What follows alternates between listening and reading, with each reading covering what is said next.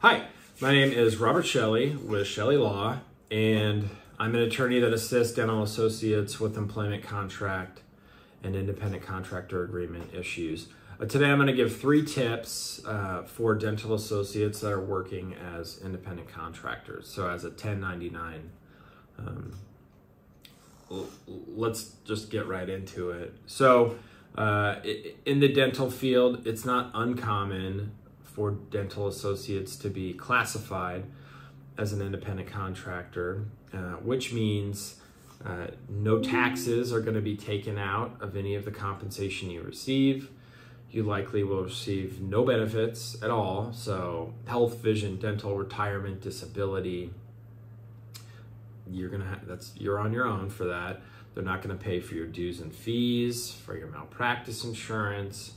So you truly are going to have to support yourself as far as professionally, and take into account the taxes. And so the benefits of being a 1099, theoretically, it should be easy for you to work for multiple employers at the same time without there being any kind of issues. Hopefully you don't have any restrictive covenants in the independent contractor agreement, which would prohibit you from working for other providers in the area or while you are working or providing care for whatever office that you're at.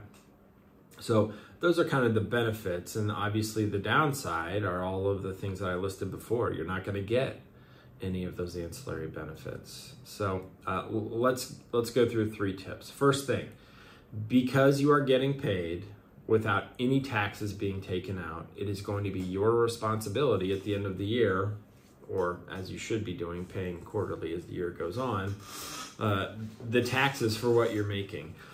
Many times I've had people contact me who simply did a poor job of budgeting, and it's easy when you get that money sent into your account to spend it.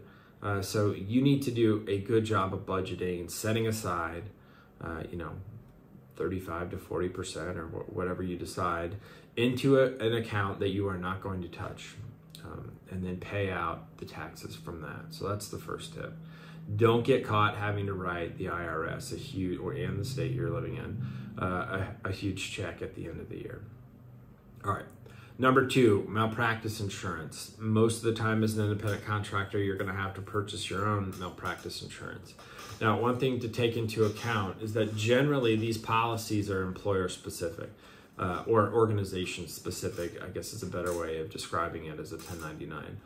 If you have to pay for your own insurance, it's usually one policy for who you're working for there. If you're working for another office, another policy for them. And then if you were to leave the employer, you would have to, get tail insurance for each employer that you're at if you had a claims made policy. Now, this can change based upon the insurance provider. Some insurance providers will kind of wrap up whoever you're working with into one policy. And if you did have to purchase tail, they'll then wrap that into your, current policy moving forward. What my suggestion is to shop around, figure out what works the best for you financially. Is it getting an occurrence-based policy where you don't need tail insurance, although it's usually about 1/3 more expensive? Or does it make sense to get a claims-made policy and then having to get tail for each place that you leave? Most people don't think about the need for tail insurance, especially if you're working as a 1099 and you're kind of hopping around and working a bunch of different places. It's an expense that can add up over time if you're having to purchase tail for every single place that you work at. So I would say shop around and really kind of get into the details of what the insurance company is going to provide for you, which can then assist you in determining whether it makes sense to work as a 1099. And then the last thing are all the ancillary benefits I mentioned at the beginning of the video.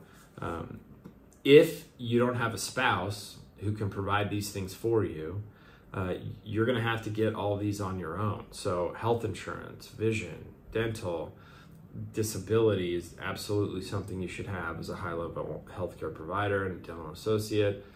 Retirement is another thing you're not going to get as a 1099. You should be setting that up and putting money towards that. So these are all things that you're going to have to do on your own if your spouse, and you don't have a spouse, can't provide that for you. And it can be a pain in the butt trying to get all these things in place. So that's another consideration. Maybe the compensation is better, wherever you're working as a 1099, but you still have all of these things that you're going to have to set up to assist you in, living a life without, fear of getting sick or being disabled or, any of those types of things. So those are 3 tips. Budget, because taxes aren't going to be taken out. Look into your malpractice options, and then think about having to deal with all those ancillary benefits. All right. If you have any questions about an employment agreement or independent contractor agreement, feel free to contact my law firm at the contact information listed below in the description, or you can reach us through through the comments section. I'm happy to answer any questions.